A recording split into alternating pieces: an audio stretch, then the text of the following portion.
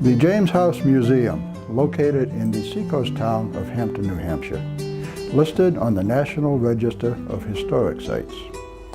They originally purchased the land in 1705, with the house being built in 1707 and the main structure being added in 1723.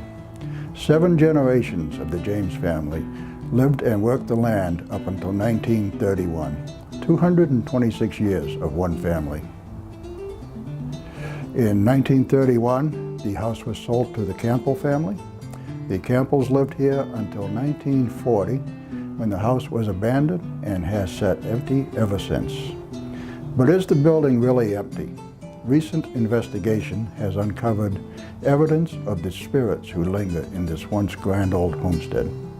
Welcome to the history and haunting of the James House Museum.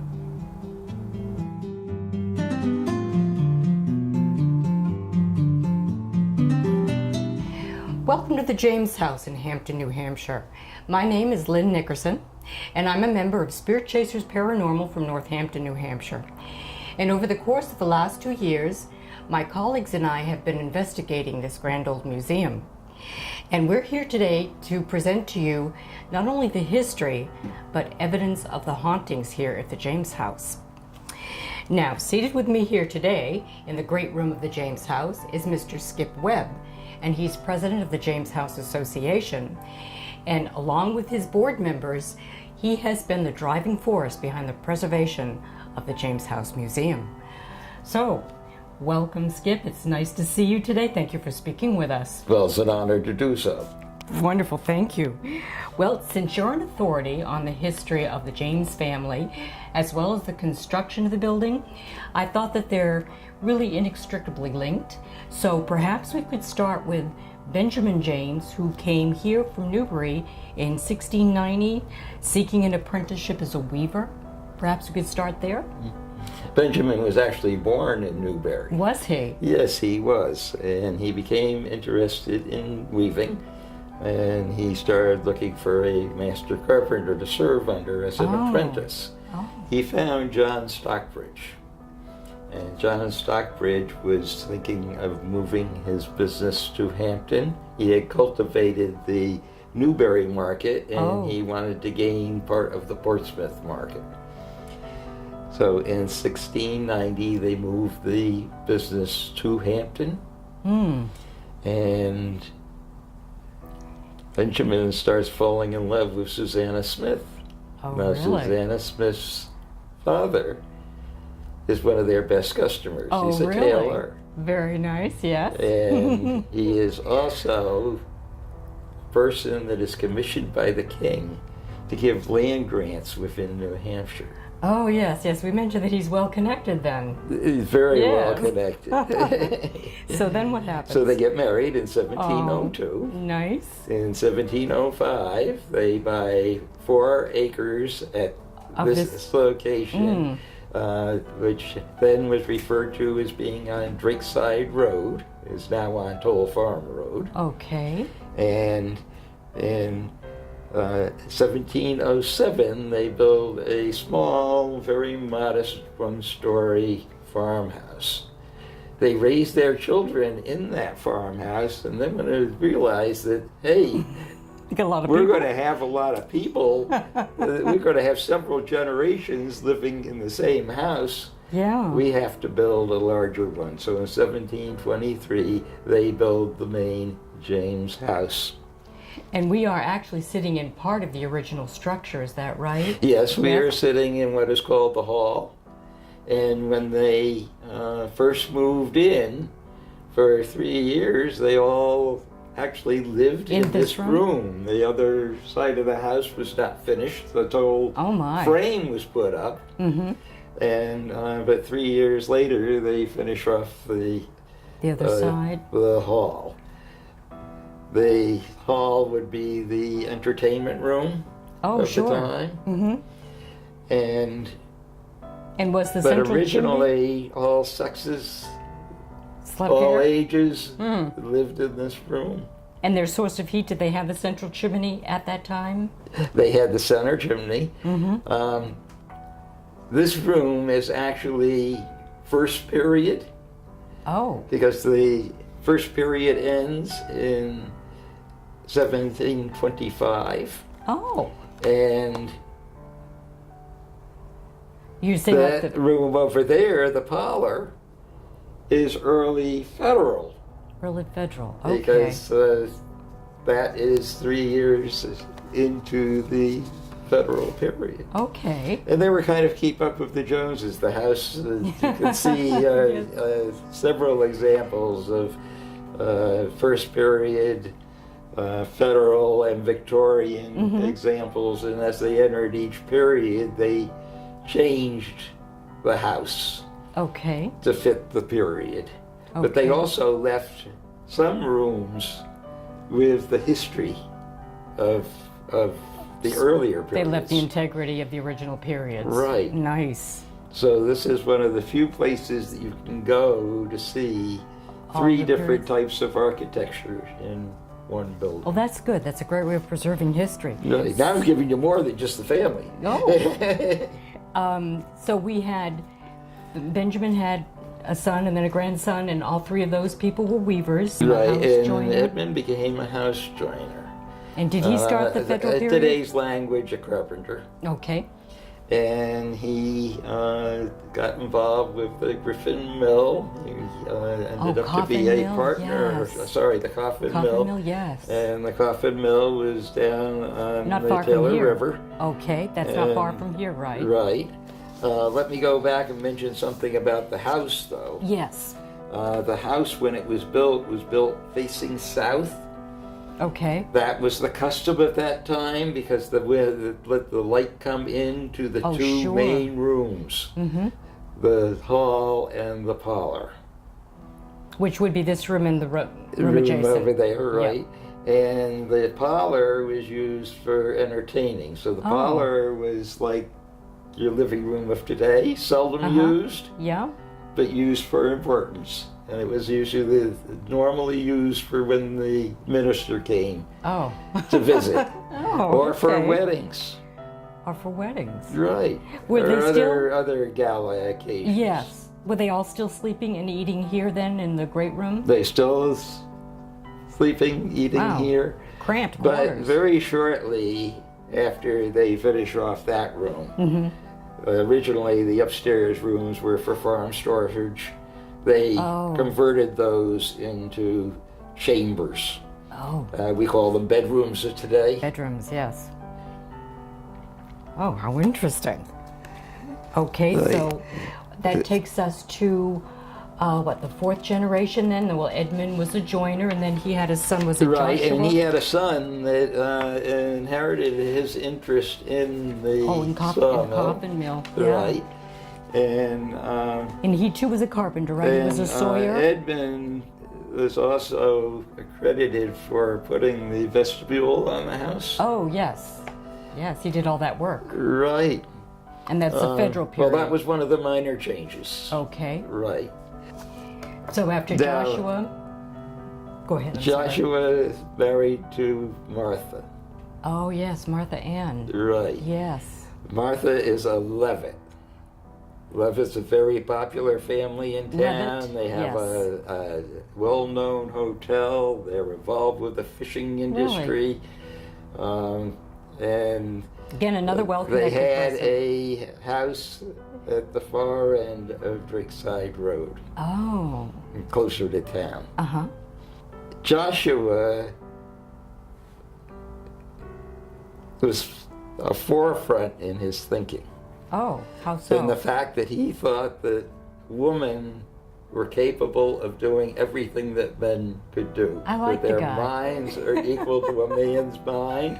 Good. So his will said, I give my estate and my property to my wife, Martha Levitt James, to operate as she feels fit for the benefit of her children without interference of another male, a future husband, or a representative from the church. That's very interesting. Isn't it? Yes, So it's here great. we have the beginning, really, of the Women's lib. Mhm. Very interesting. So Martha, Now, she managed the farm for 50 years. 50 years. 50 years. Wow. Very She was persevering. responsible for having a large amount of produce, a pear tree orchard, an apple orchard. Really? Created pumpkins, grapes, asparagus, and she also added some dairy farming, and they for a while were one of the prime providers of milk Really? for the Beverly For the area? Dairy, Yes. and that dairy is still in operation today. Really? Did they just have one hired hand, to help them during this time that they had so much farming? Now that's going on? interesting. For a long time, we couldn't find any evidence of them having any servants at all. Really? And I was going through some of the old annual reports in the town. library for the town of Hampton, and I noticed a note saying that there was one servant of Frank James, All right. and he was not related to the James family. Now that's interesting. That's kind of ironic. Mm-hmm. And how long did this And Mr. that's James? the one that during your paranormal research, Yeah, we think you're we've come finding, across we think, him. up in the Yeah.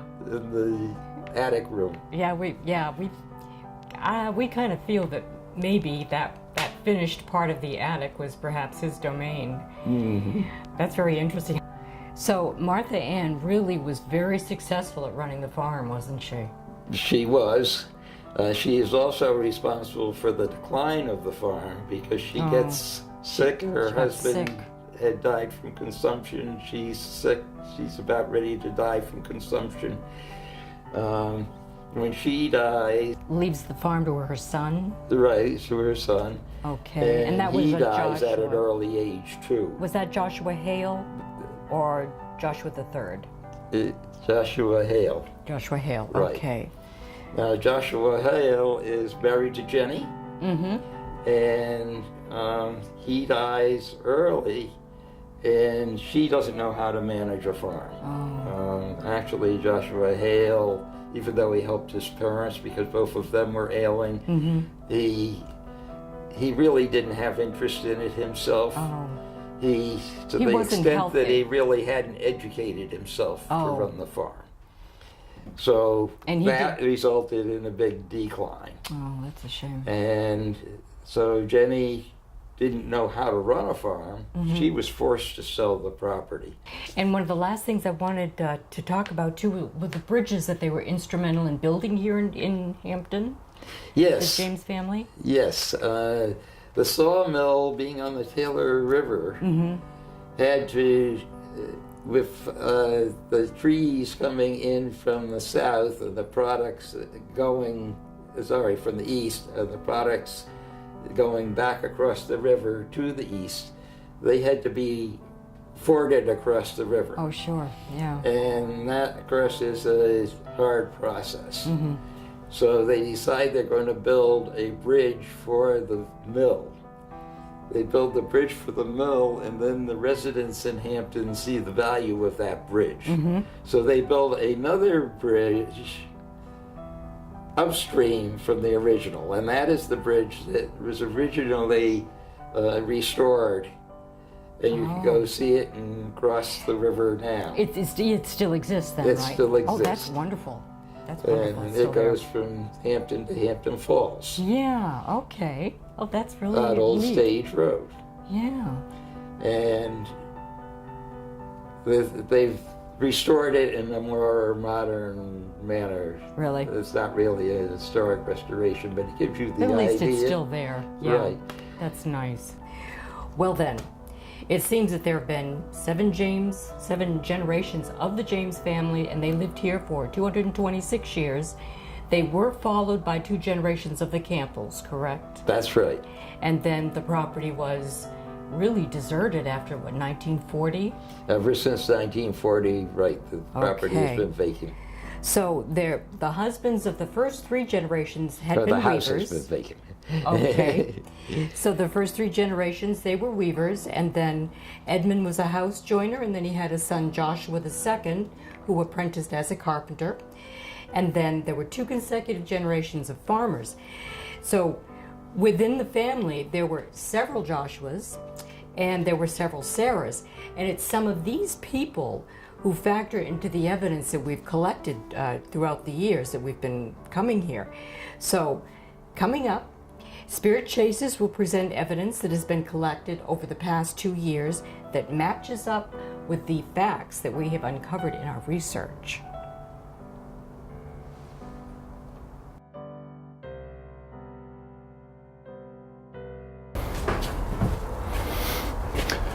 Hi, I'm Willie Hassel, Director of Spirit Chasers Paranormal.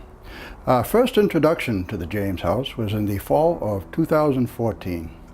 That is when Lynn Nickerson and myself attended the Autumn Open House. It was our first opportunity to tour the building on a self-guided tour. We were both quite taken with the lovely old structure as we just wandered from room to room, from basement to attic. It is Lynn, however, being the sensitive one of the team, who was able to pick up on the energy of the building. There are spirits in the building, she told me. She was able to pick up on the energy of several of the former family members during our walkthrough. So immediately after our tour, we went outside in search of someone to talk to. And that is when we were introduced to Skip Webb, who is the president of the board of directors here at the James House Museum. We introduced ourselves as members of Spirit Chasers Paranormal. And we said, Skip, have you ever seen or heard anything strange in the building? To which he replied, no, actually, myself, I have not. But he did say, over the years, on several occasions, neighbors had reported seeing strange lights and figures walking around on the second floor. Now this in a building where no one has lived since the mid-1940s, a building with no electricity, no heat, no water. On several occasions, the police were called to investigate. The building was secure, no sign of entry, and the front door was padlocked from the outside, as it should have been. After the police investigation, they were able to come up with no explanation for what the neighbors had witnessed. And so at this point we said, well, Skip, would you be open to a paranormal investigation? And it actually was somewhat to our surprise that Skip immediately said, well, yes, actually I would. So it was on the evening of October 16th of 2014 when the team from Spirit Chasers Paranormal first entered the building to begin what has become an ongoing 2-year investigation. The following are the results of that investigation. Well, as Willie just mentioned, we do a walkthrough on any location that we go to investigate. And what we like to do is to go into an area with as little information as possible. So we decided to walk through here, through the James House. We walked through the first 2 rooms, on the front rooms on the first floor, and to me, it felt kind of dead. We proceeded to go down into the cellar, and quite frankly, there were a couple of orbs that showed up in the photos that we took, but I didn't feel anything in particular as far as energy is concerned, except that the place was very dreary, it was chilly, it was physically uncomfortable, it was psychically uncomfortable. I didn't want to stay down there, but there was nothing specific in the way of energy that I felt. So we came back up here. We also walked into the L room. This is part of the original structure that was built in 1707. Again, I didn't feel anything in here, just kind of felt dead. The various rooms in this house have all experienced something. People have picked up on activity, but during the walkthrough, I really didn't pick up anything other than what I'm about to tell you. I stopped here in the buttery. This was the buttery, and this portion right here was once the kitchen. Facing me right here was the central chimney, and they had the hearth where they did all their cooking. So I stood around a moment like Val does, and you get a sensation of the different energies. 3 names came to mind. The first one was Susan, the second was Sarah, and the third was Beatrice.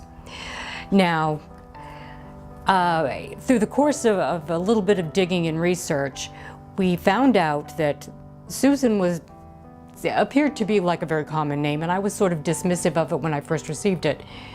But there was Susanna, who was the wife of the first generation that lived here. She was the wife of Benjamin James. So that could be considered a hit. The second name I got was Sarah, and after a little investigation in the family history, there were at least 5 Sarahs in the James family. And although not all 5 of them lived here, I don't even think one of them lived here, but I'm sure they came to visit, and I'm sure their children came to play with the children that were here. So I think that was probably a common name in the house from time to time.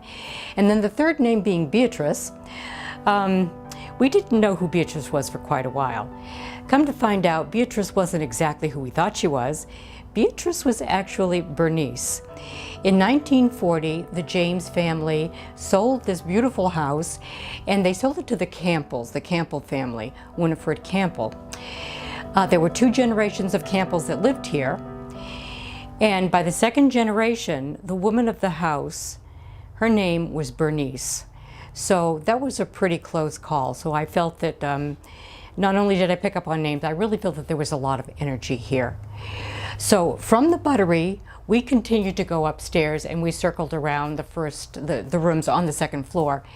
And again, like the first 2 rooms down here, the space felt dead to me. It felt emotionally flat until we got up to the attic. So that's where we'll go now, is we're going to visit the attic.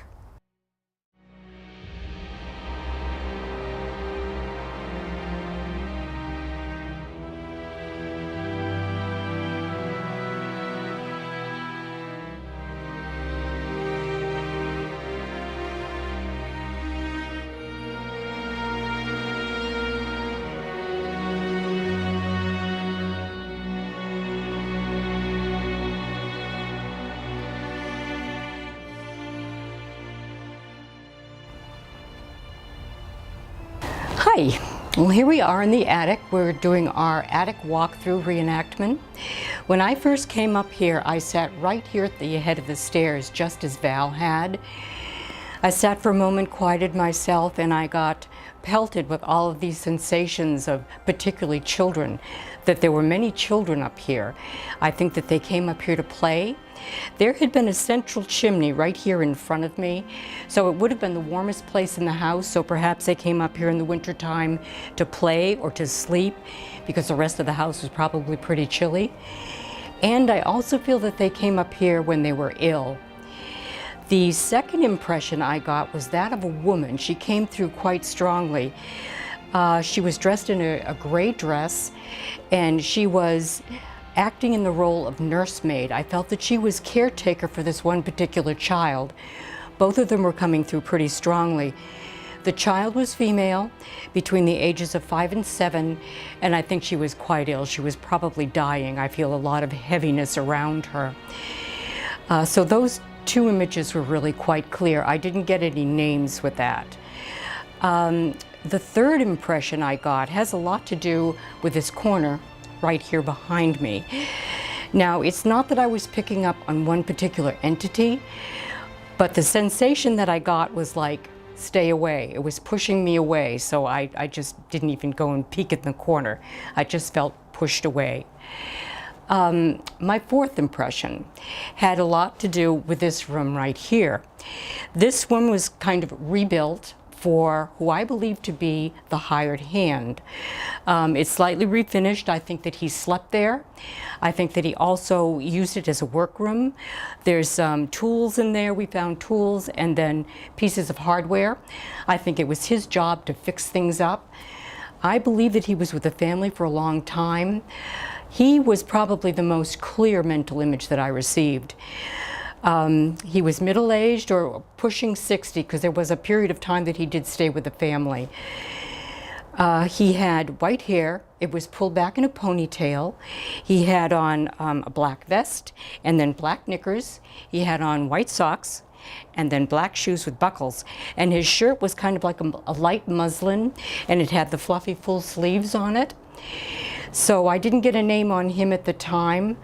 But considering all of the energy that I was picking up on, and even such distinct mental images, I felt that it would warrant an investigation, so that's what we did. So, as mentioned in the introduction, our first night of investigation here at the James House was on October 16th of 2014. And present that night were myself and Lynn, and Jim, and Laura. We entered the building approximately 8 p.m. and we were all I was right here in the great room, setting up some equipment, and Lynn was over in the buttery with her recorder running, doing EVP. Jim and Laura were both upstairs, just kind of taking pictures, and everybody was just sort of getting a feel for the building. And all of a sudden I heard something bounce down the steps, sounded like maybe a marble or something like that. And nobody seemed to respond, so I said, well, wait a minute, stop, everybody, don't move. Did you hear that? And everybody responded, well, yes, actually we did hear it, but we thought it was you. And so we started investigating, looking around to see what could have caused it. And it was Lynn who found on the cellar stairs right behind me here a little, approximately 2-inch wooden ball. It was sitting right in the middle of the cellar steps, where we had gone up and down several times already, and there was nothing there before. And so we picked it up and bounced it on the steps, and we all agreed that, yes, that is exactly the sound that we heard. So anyways, after that, we had tried to debunk it, and we couldn't figure out, where did this ball come from. And we do have that whole session. As I said, Lynn was in the other room with her recorder running, so we do have that whole session on audio, which we will play for you. I know it doesn't look beautiful, but it's beautiful to me, and I'm sure it's beautiful to you. I know it needs some work, but it's such a beautiful old. Hello? What? Did you just drop something? Did anybody drop anything? No. Laura? No, I didn't drop anything. Yeah. Something just went bouncing, I don't know, down the steps, or maybe down the cellar steps. Did you hear it, Willie? I did hear it. Oh, you did? Yo, I did. I thought it was you, Willie. No. Where did you think it came from? I heard it, it wasn't good. No. No, that was definitely something just, where do we think it came from? Up above. But why up above, I don't know. And so, of course, I mean, the first thing that would come to anybody's mind is, well, Jim and Laura were upstairs. Somebody probably kicked the ball and it bounced down the steps. But after consulting with Skip afterwards, we were told that that little wooden ball was actually from a game that the children used to play back in the old days. And prior to us coming in on the investigation that night, the ball was in the opposite room downstairs behind me, behind these steps that you see here. So there is no way that it accidentally got kicked up the steps and then back down again. So we think there was the spirits were trying to get our attention. And I gotta tell you, it worked. And I think we all at that point said, well, this is gonna be good. So it was, I believe it was our third night of investigating here at the James House. This night it was myself, Jim, and Lynn who were in the building investigating. And Jim was downstairs here in the great room. I believe he had a recorder running. Myself and Lynn were both on the second floor. She was doing EVP session in the trunk room, and I was just kind of walking around. And I came out of the top bedroom up here into the hallway, and I sort of stopped, and I moved my hand, and suddenly I could feel something touching the back of my hand. It felt exactly like a finger. It's strange. It wasn't hot, it wasn't cold. It was just, the temperature was just normal, but it felt exactly like a finger. And I didn't move, I just kind of moved my hand back and forth, and it was like I was touching up against it. And I couldn't, looking around, I couldn't see anything hanging or anything that I could have been touching. I didn't have a flashlight with me. I never do. I don't like flashlights. So I called to Lynn in the trunk room. I said, "Can you come here, quick? You know, bring your flashlight." And so she did. And with the flashlight, we looked all around. I was far enough away from the wall. There was nothing sticking out. There was nothing hanging from the ceiling. There was absolutely nothing there that it could have been touching my hand, but it was a definite feeling of a touch, and it certainly to me felt like a finger. And it's another personal experience, but I believe this one was somewhat backed up later in the night with more evidence. On the infrared camera, the audio picked up a strange laugh of a woman. And this was only probably a half an hour later and not more than 10 feet from where I got touched. So I think the two pieces of evidence corroborate each other and kind of back each other up.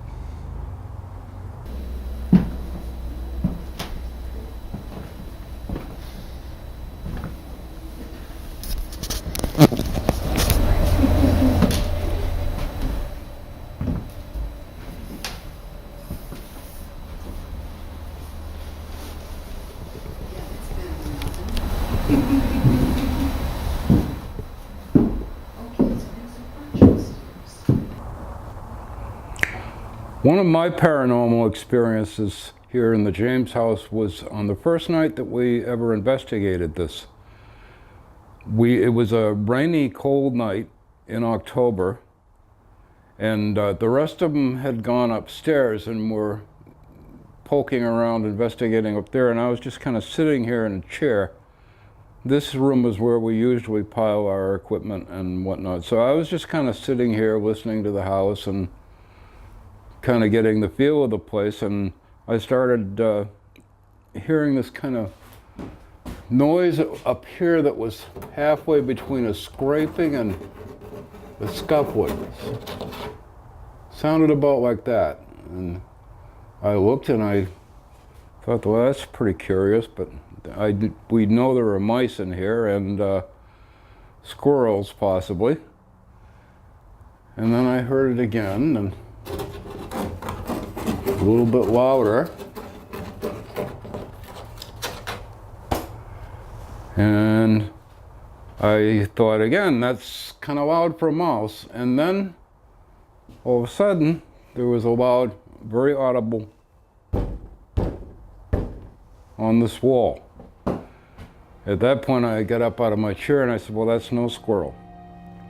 I figured there had to be someone out there, so I went outside expecting to find the Hampton police there investigating who was in here, but there was no one out there.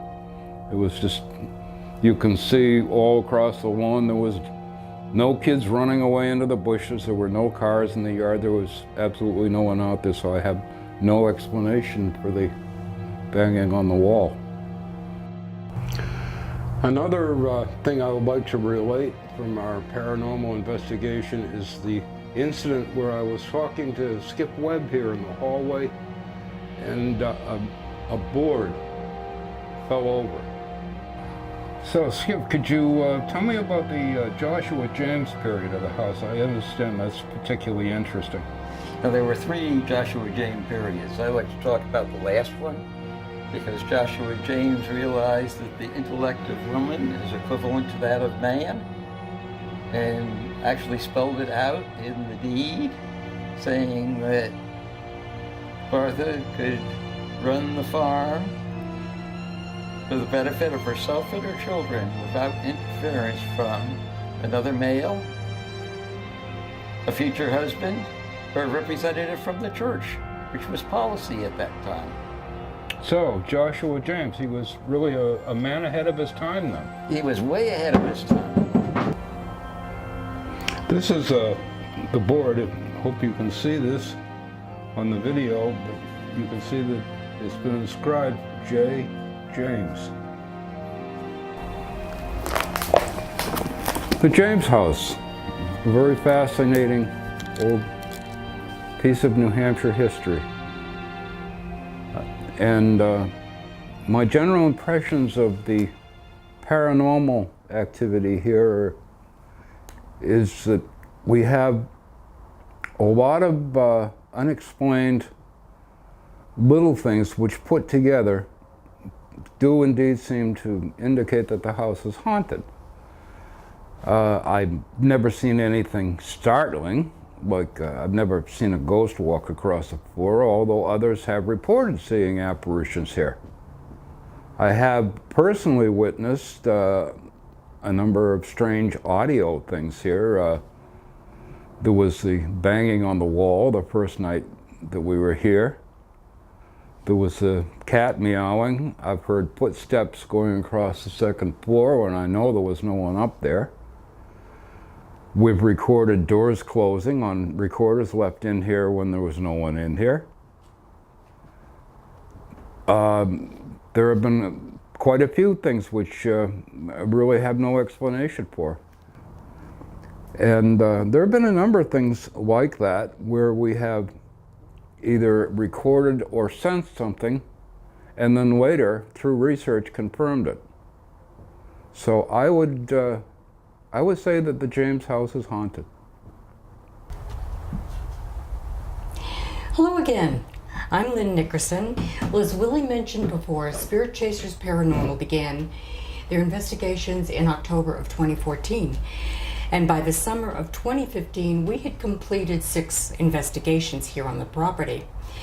And then with each investigation, we accumulated more and more evidence. Some of the evidence appeared to be place memory, which is a type of energy that is imbued or believed to be imbued in the atmosphere or in the wood or in the walls of any particular building. But we were also getting active evidence. We were picking up on certain sounds, vocalizations, smells, and even to the point where some of us were having personal experiences such as being touched. And then one day after an investigation in August, I personally had a very disturbing dream, and it was about this man dressed in 18th century clothing, and he was approaching me in a menacing manner. And as this was happening, I couldn't get a fix on whether or not this gentleman was a relative of the James family or if perhaps he was just associated with the house.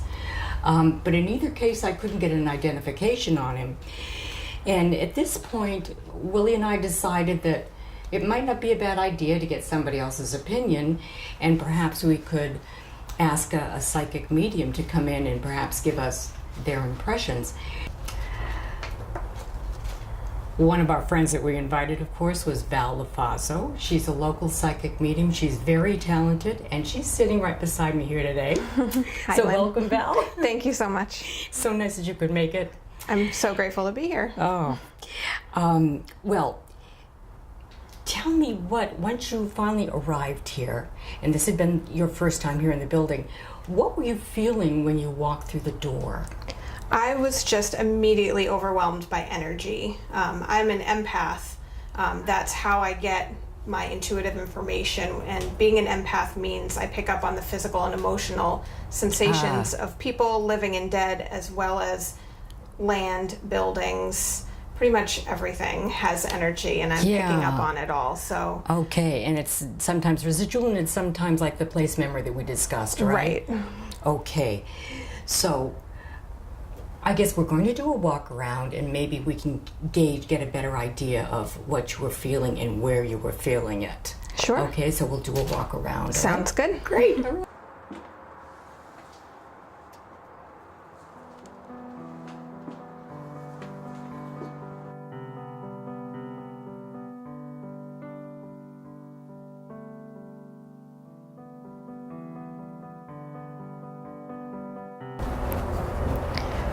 So when I first came into the James house, I immediately came up to the second floor, mostly to try to start getting a feel for the energy of the space.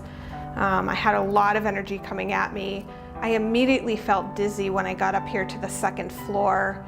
I couldn't attribute it to anything specific yet, so I just continued to walk through each room, getting a feel for the energy. When I got around to the back behind me to the attic stairs, I was drawn to the attic, so I went up and sat up there for a while. And that was where things really started to come together for me. I started to really pick up on things when I was sitting up there. So after a few minutes upstairs, I came back down to the second floor, and that was where, pretty much right at the bottom of the attic stairs, I picked up on the younger man who was following Lynn around and was very curious about what she was doing when she was here investigating. He felt friendly and light and just very, very curious. I do feel like he's connected to the family in some way, but I'm not sure exactly how. And that was most of the energy I picked up on when I was up here. It was just a lot of dizziness for me. So I sensed him. I checked each room again before heading back downstairs to recap what I picked up on with the Spirit Chasers team. Okay, so from here we probably went upstairs to the attic. Sounds Okay, good. let's take a trip to the attic. Okay.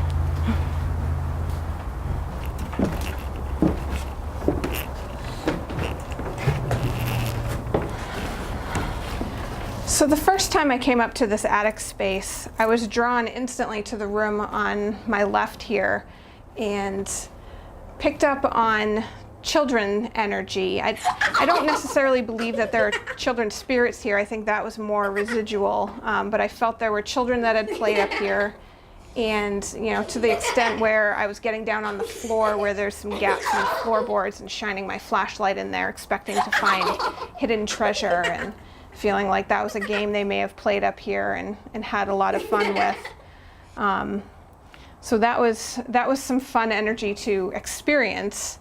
And after I sat with that for a little bit, I came and sat right here where I am on the stairs and just soaked in the energy of the home for a while. And that was when I picked up on a female. That was also when I attributed the stomach pains that I was having as I walked through the home, which I'm having today as well. I associated them with this female who I felt was involved with the children, and I felt that the stomach pain had something to do with her death. Usually when I pick up on a physical pain like that, it has something to do with the person's death. And this was an adult female, correct? Yes, Yeah. an adult female. I felt like she had been sick for some time, and you know, possibly something that maybe today could be cured, but at the time proved fatal to her. As I sat here, I also picked up on a male presence back in the dark corner over here. He was not a happy person. I felt like he was not associated with the house necessarily, that as a spirit he found this place that was almost a sanctuary to him, a safe place for him to come and hide. And he was not happy with the activity that was going on here. I believe that if people are in here doing things and he's not happy about it, he might make himself known, but he might also just hide out as well. And you felt that he was an intelligent haunt? Yes, definitely active, intelligent haunt, as I believe the female is as well. Yeah. And was she up here to, did you get the feeling that she was guarding or nursing another child? Possibly. I don't remember details of that. I just know she was up here and she was involved with the children. So it's likely if one of them was ill, that she would have been in charge of nursing them.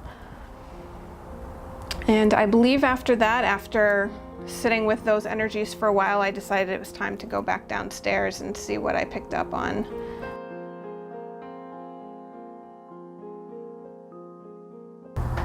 For about 2 months, there were a lot of contractors in this part of the building. They were rebuilding the walls. This part had completely rotted out, and it was being reconstructed with master carpenters. They had to do the carpentry in the manner that they would have done it in 1723. They quit for about a 2-week period. And when they came back, they found a cloth envelope with a psalter in the inside of it on the floor, about this spot, directly under the planum or opening in between the ceiling and the flooring. It's thought that this psalter was too heavy for a mouse or a squirrel to push it out of the planum to make it fall down onto the floor.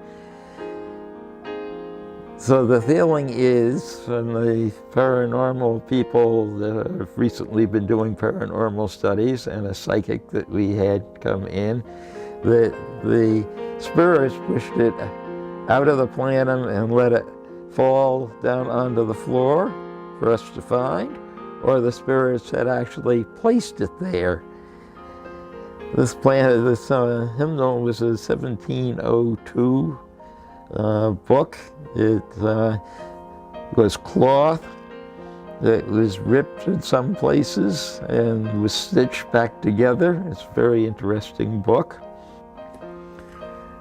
So the big question is, how does the psalter mystically appear on the floor?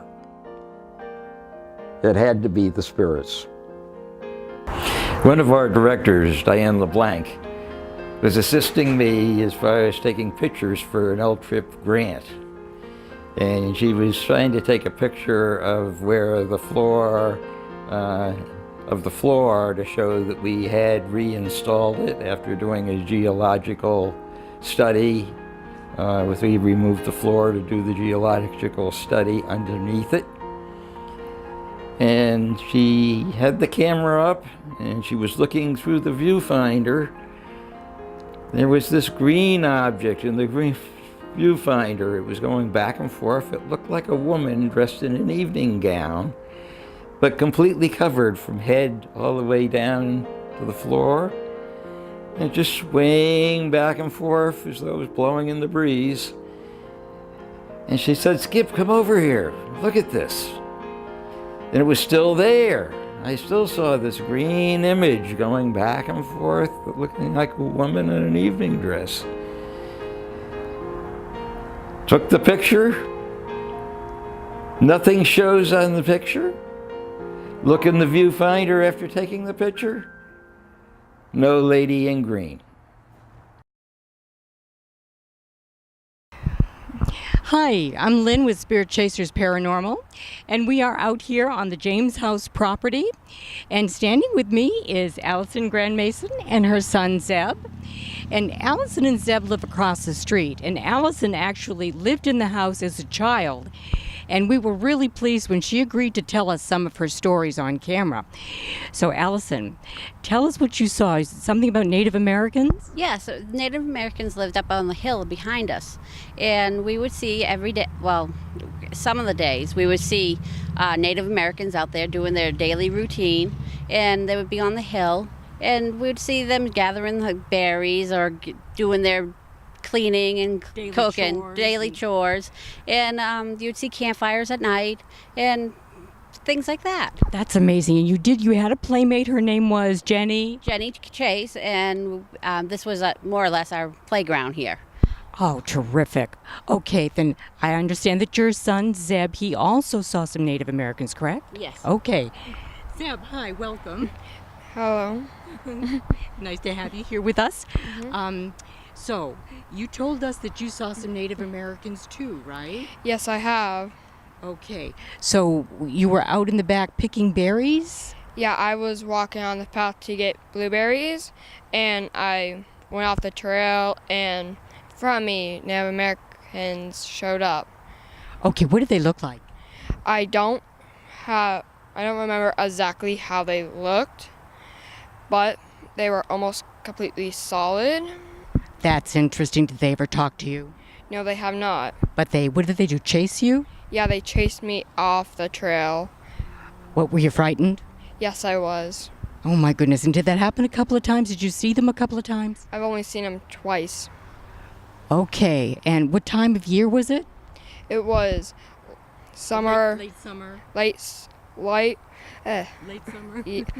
Late summer and late spring.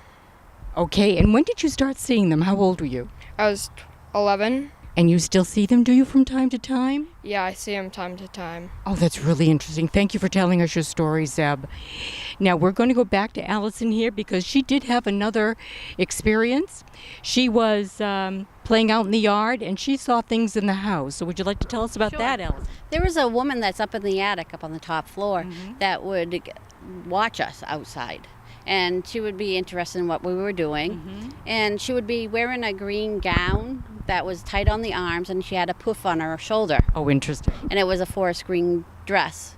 And she would just stand there and watch us for how many hours we would be outside that she could see us at any spot. And this was in the 1970s approximately? Yes. Okay, did you get a fix on like the era, the period that she was from? Maybe late 1800s. I don't know.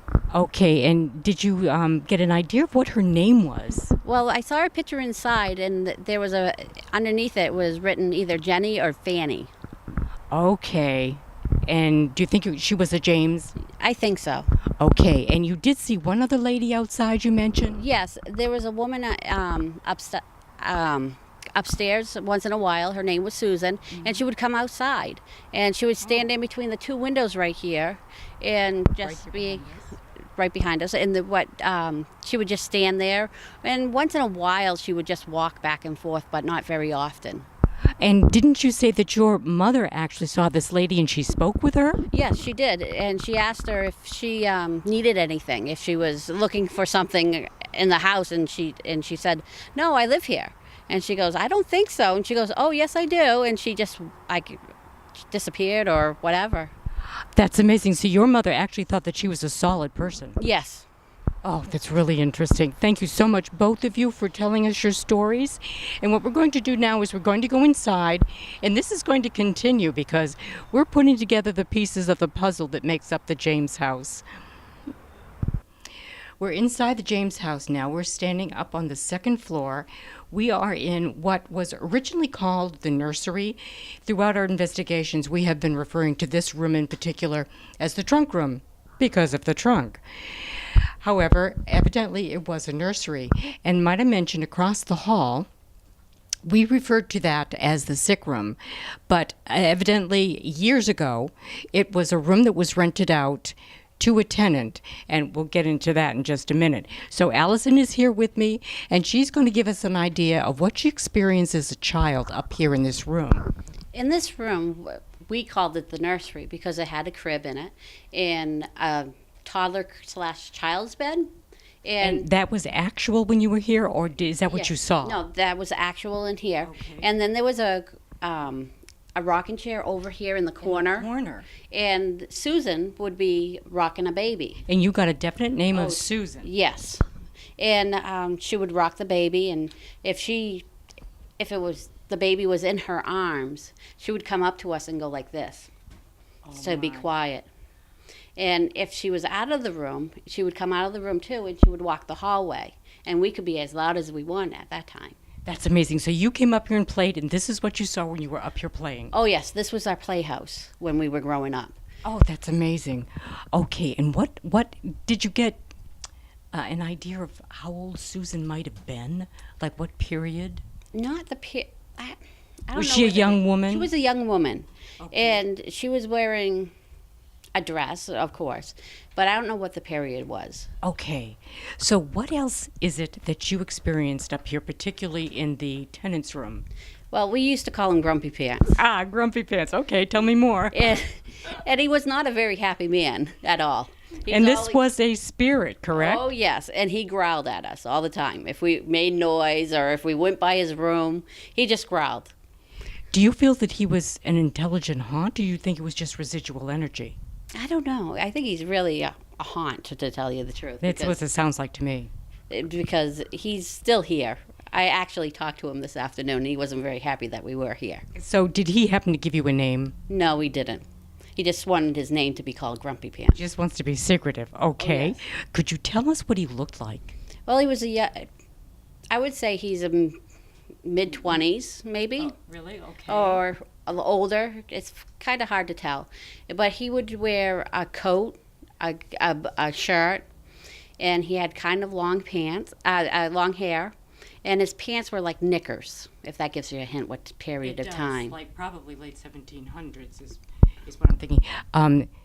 You did mention that he had long hair. Just how long was his hair? I would say over past his shoulders. Okay. And it would always fall on into his face. It would fall into his face. Yes. Okay. And how about the color?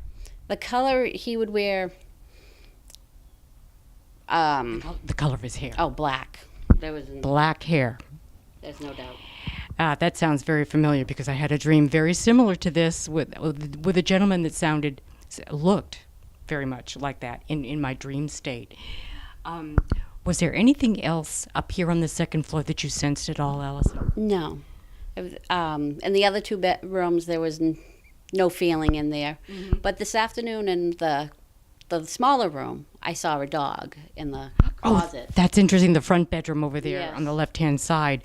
Oh, that's amazing. Thanks for letting us know that. Sure. Another thing I wanted to mention, both of these two rooms that we're facing to our left and our right, they both seem to be kind of emotionally flat, and most of the energy seemed to be on the back side of the house here. And there's one other important thing I wanted to bring up. The attic seems to be a very active place.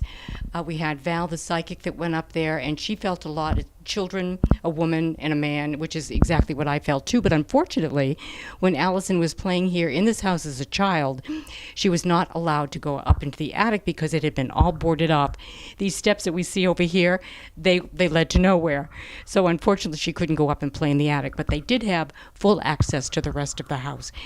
Allison, thank you so much for coming to tell us your stories. We really appreciate it. You're welcome. Great, thank you. you. So what we'd like to do now is sort of a recap of the evidence that we have captured here while we've been at the James House.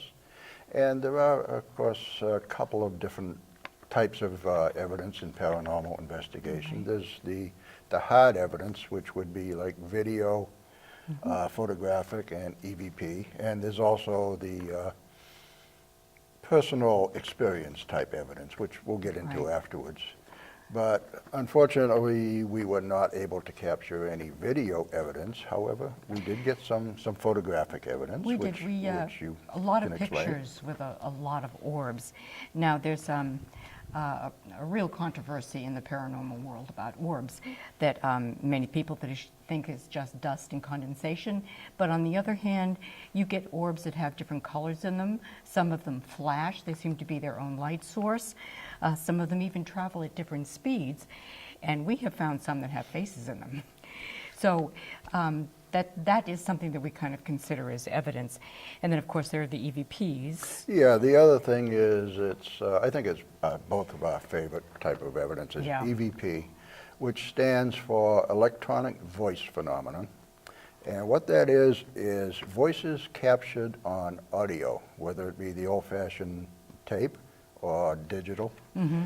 When you go into a place where there are supposedly spirits and just ask questions and you don't hear any actual responses at the time, but later on playback, you do pick up sometimes the voices, or even though it's called voice phenomenon, it doesn't necessarily have to be voice, it can be noises too. Right, all kinds of And noises that you might not hear with your regular hearing. Right, and so we have captured a number of these EVPs. Well, a little over 2 years now. Right. We've been investigating the James House. We've got a lot of samples of hard evidence in EVPs.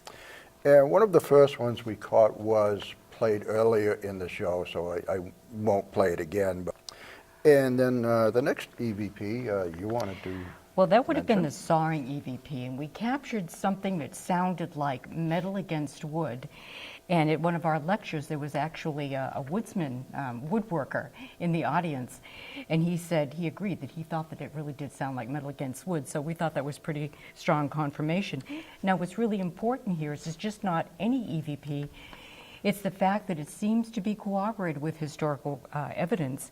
And from our records, Captain Edmund James of the 4th generation was a house joiner, and then his son Joshua II from the 5th generation was a carpenter. They both worked at Coffin's Mill, so they both worked with saws. They were both sawyers, so They both worked on the house. So there's a high likelihood that it was one of them, that was the kind of EVP that we picked up. Yes, just, it was another strange capture, which is backed up by historical evidence. And another EVP we caught, this was also, one of them was played earlier in the show. In the upstairs hallway, I captured on the audio of my video camera, I captured a female laughing. And it happened twice within a few seconds. And that one we already played, but later on at a later date, another investigation, Lynn, myself, and Skip had walked to the top of the stairs, and just as we got there, that we picked up on the audio, we picked up another female laugh. Yeah, like three of them all together. And it sounded like the same person, and it was right in the same place. So I found that to be very interesting.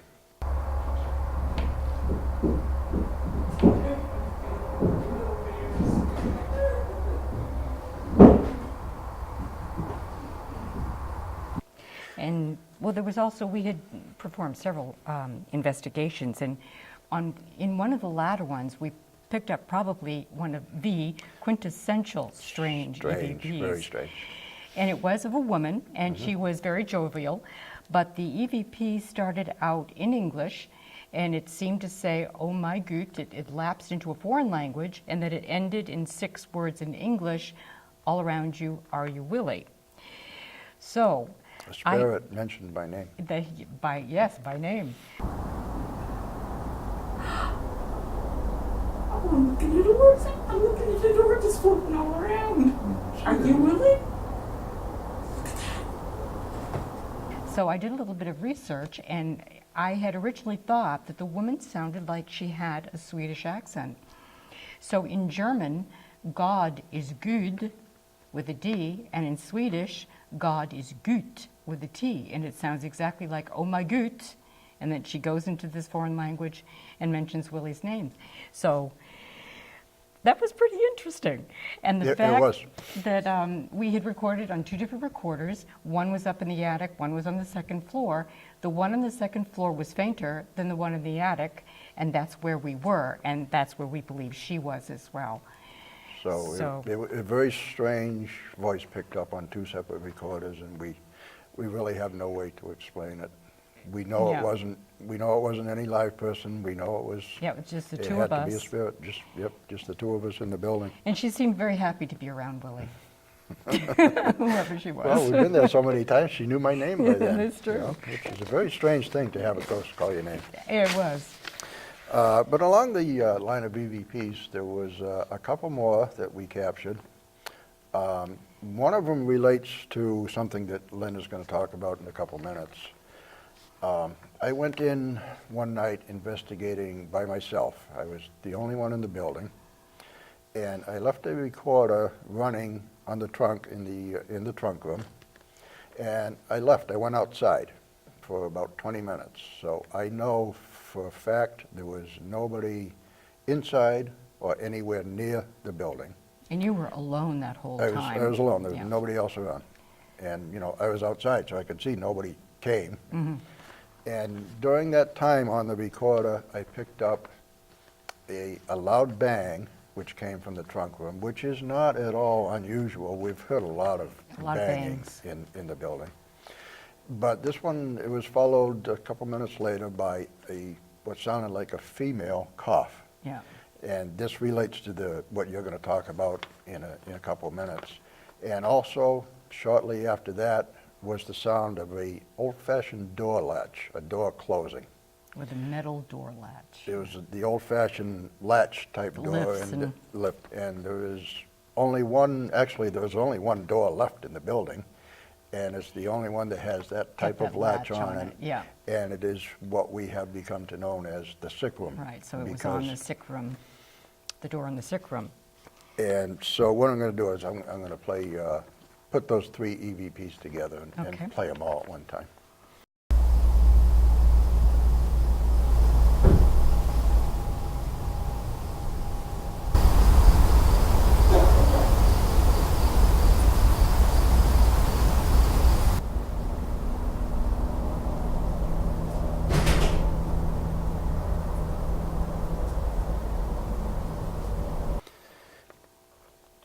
And so from there, you want to talk a little bit about personal experiences. Well, we've got a theory on personal experiences. A lot of the stuff you can't really prove.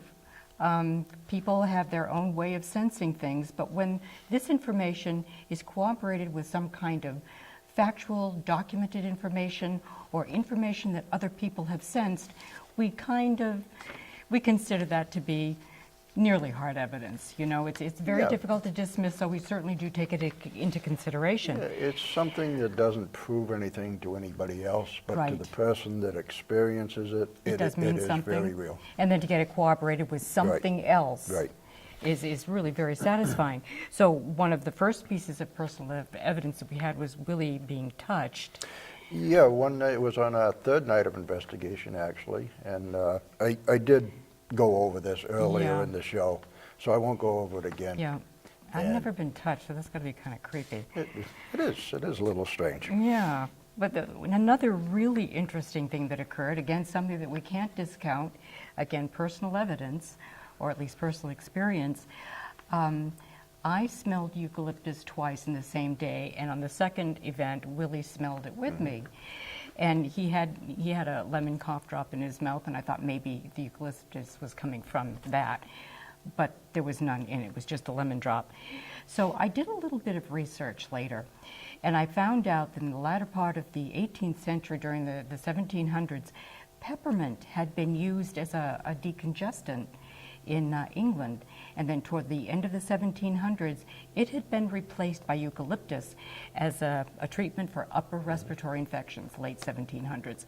So coupled with the cough, and we were seated right across from the sick room, Right. so we kind of think that someone was trying to contact us and let us know that they were there.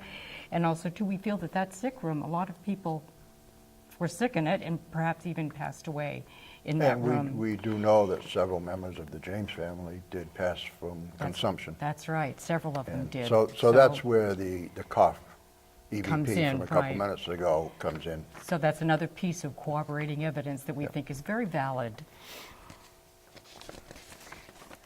And you know, there's also one other thing I feel that we can't discount either, which are dreams.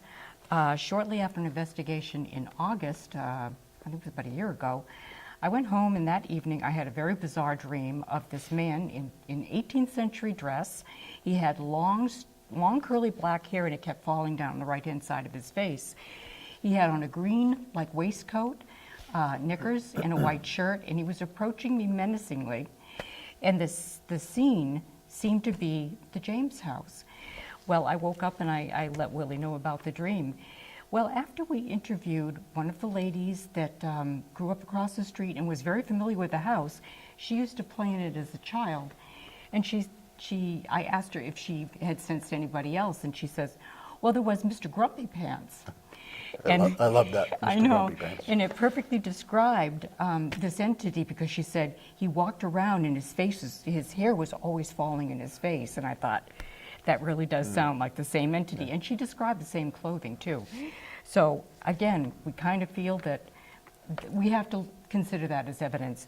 And also, too, she felt that we had disturbed his space. We were in his domain. We were kind of trespassing on his ground. So he was trying to get us to go. That's why he appeared to me in the dream. He didn't want us there. So I don't think he was really a menacing guy. The dream was pretty menacing. Well, he just wanted I don't to, think he was malicious yeah, or he aggressive, probably perhaps, just but he wanted was you menacing. to think that, so we would leave. It wasn't your dream. No, that's true. It wasn't, and I'm kind of glad it wasn't. There was also another piece of personal evidence. Actually, most of the impressions that I got while I was up in the attic, and one of them was a man in his 60s, white hair, ponytail. He had on a black vest, black knickers, black shoes with buckles on them, and I got the feeling that he was a worker, a hired hand, that he used that upstairs attic as a bedroom, but also as a workspace. Well, we later found out that they actually did have a hired hand, and his name happened to be Frank James. Although he was no relation to the family, they found that in the records that there had been a hired hand by that name. We don't know if it was the same description, but Allison Grand Mason, the woman that we just mentioned, her younger son Reagan had been up in the attic with all of us. He didn't mention this at the time he was there, but he went home that night and said to his mother, the man in the attic had pinched him. He went on to say that his name was Frank, and that he pinched him because he didn't like children. And then he went on to describe the man as having a black suit. And I'm thinking, this child is like 6 or 7 years old, and if I saw somebody in a black vest and black knickers, I'd call it a suit too. So again, I think that was kind of corroborating evidence, or information anyway, Yeah, that kind of appears to be so, hard yeah. evidence. And there was also a couple of other impressions of children playing up in the attic that I had, as well as one woman that seemed to be ill that was taking care of a child. Her job was to be caretaker to this one particular child. And that information, too, was picked up by our psychic medium, Val LaFazzo. So, again, some more confirmation on the stuff that we picked up. Pieces of personal evidence that we feel that we just can't discount. Yeah, and there's just a couple of final things that I want to add. When we were shooting a scene, it was back in September, and it was a hot day. It was about A lot of hot 85 days, degrees. yeah. Oh, we sweated a lot doing this show. It was about 85 degrees and probably 90 inside the house. And we were set up to do a scene, and I had walked over behind the camera. Lynn was still sitting down, and I felt what could only be described as a cold mass. It just came right through my body. I mean, it didn't feel like a breeze. It was just a mass. And there was no breeze that day. So No, it wasn't. It was a stifling hot day. Yeah. And just a cold mass just passed moved right through me, through you. which was very interesting. And quickly, another thing, Lynn, myself, and Skip, who is the president of the board, were sitting in the great room one night when we all heard definite footsteps walking around on the second floor. that was bizarre. We all heard them. It lasted for about 5 minutes. It was very loud, and through evidence review of recordings and audio and video, we know for sure there was nobody walking around in the building at the time. And there were 4 people that heard it, but That's right. we couldn't find anybody who was the culprit. Yeah. And well, it was an eclipse, a full moon eclipse that That's right. night. That's right. Yeah. One final thing I did want to mention was we were there this past fall. We weren't filming. We had gone in for an investigation. And Lynn and myself were up in the attic. We were the only 2 in the building waiting for the rest of the team. First, we had heard another one of those loud bangs coming from the great room. And then about a minute later, I heard a voice. I heard this was a disembodied voice, which I heard with my own ears. And it said, I think it said the name John. So we were thinking, well, hey, the team's here. We looked out the window. They hadn't arrived yet. There driven in was the no yard. one else in the building with us. They arrived about 5 minutes later. And You during at that that time time, also yeah. heard children. Children playing outside. Children I keep playing. hearing these children when we're in the house playing outside at night. It's almost like there's another overlay of time that's happening. It's very odd. Very odd. Very faint, but Yeah. So it's been a very interesting yeah, we've got a lot couple of of great, years that great we've pieces of spent evidence. in the James house. Yeah. Some great evidence and some great experiences. And Fun doing it. Yep. And the investigation continues. Yes, it does. Ongoing. Okay. Benjamin James came to Hampton in 1690. In 1702, he married Susanna Smith. They had a dream. They built a home and raised a family. Generations to come worked the land and harvested the orchards. Spirits of some of those family members linger to this day, from a playful touch in the dark to a quiet laughter in an upstairs hallway, to the lonely cough of a consumption victim in an empty building. The James house slowly gives up her secrets, one by one.